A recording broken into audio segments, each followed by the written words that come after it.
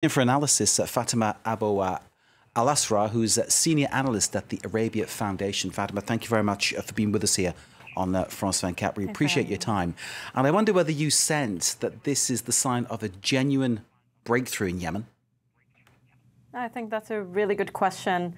Much of this is already déjà vu. This announcement we've seen in December that it was going to be a breakthrough, that there's going to be a movement, that there's going to be a withdrawal of troops. So the fact that it's being introduced again as a breakthrough or flash news is slightly disappointing because not much movement is happening on the ground. So there are larger issues at stakes and they're not moving.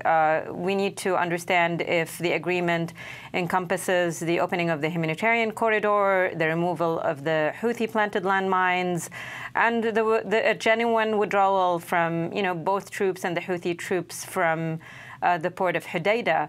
The devil is in the details, and I think that I'm slightly concerned because there isn't any reason for this to happen now because the circumstances haven't changed for people to turn around and say, okay, we're going to agree to do this now. So I'm concerned that the agreement has been reconfigured and the government of Yemen and others are not aware of it. So that would make it even further unimplementable.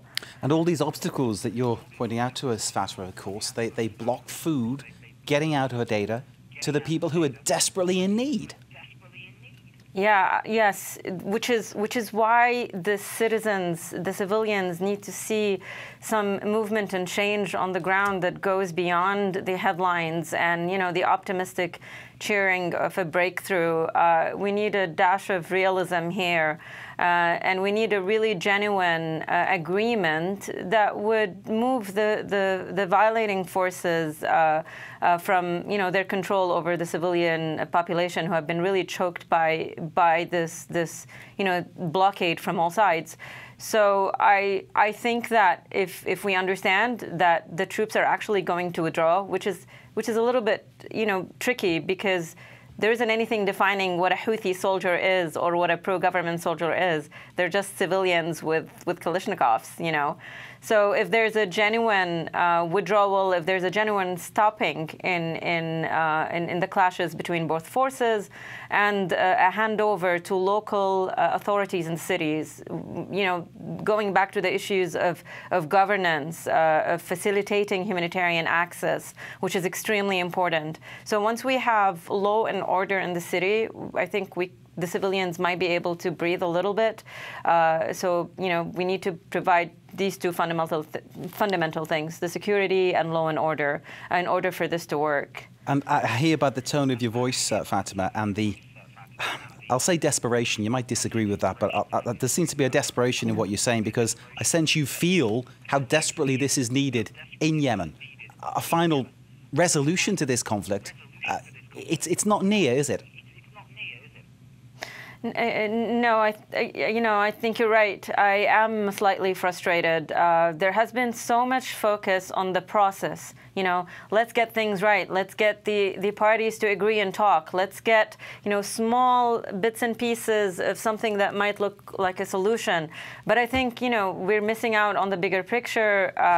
Fighting is there all over Yemen and not just in Hodeidah. So it's interesting as they attempt, as the UN envoy attempt to make some type of resolution in Hodeidah, he's not really paying attention to the fact that the Houthi militia is increasing from its arbitrary arrests all over the country, including women who work in international organizations. So we're seeing, various things that just does not demonstrate that there is good faith on the part of the Houthi militia.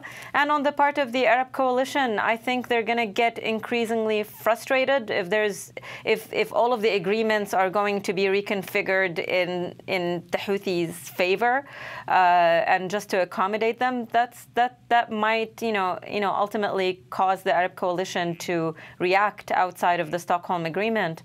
So I think that the agreement needs to move to actually demonstrate some actionable items. Maybe the opening of the food grain, access to these areas, the removal of the landmines, things that would actually make it better for the civilians on the short term. And in terms of the statistics about those who've lost their lives so far, it's around 7,000, isn't it, if not more? And those who are suffering and at risk of malnutrition, it is an enormous problem and it needs action straight away, as you say, Fatima. Thank you very much indeed. Fatima Abu ALASRAR, Senior Analyst at the Arabia Foundation. Thank you for joining us. Thank you very much indeed for your time here on France 24.